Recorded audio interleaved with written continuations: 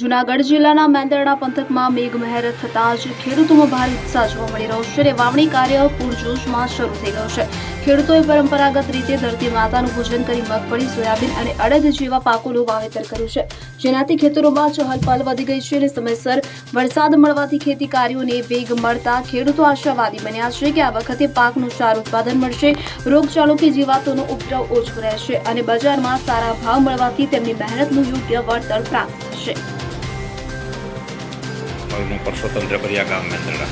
તો અમારે મેંદરડા પંથક સહિત સમગ્ર તાલુકામાં દર વર્ષની જેમ આ વર્ષે પણ સમયસર વરસાદ વરસી જતા વાવણી સારી એવી થઈ ગઈ છે, જેથી કરીને ખેડૂતોમાં ખુશીનો માહોલ છવાઈ ગયો છે।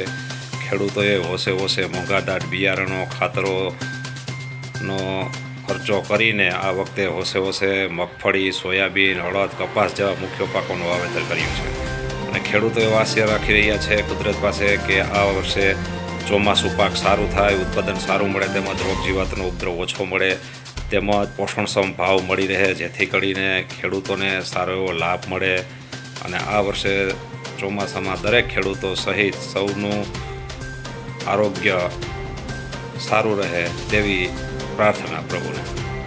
અનિરુદ્ધસિંહ બાબરિયા સાથે કેશોદ। હવે જુઓ દેશ દુનિયાની તમામ ખબરો તમારી આંગળીના ટેરવે। ઉઠાવો મોબાઈલ અને ગૂગલ પ્લે સ્ટોર પરથી ડાઉનલોડ કરો અમારી CN24 ન્યૂઝ મોબાઈલ એપ।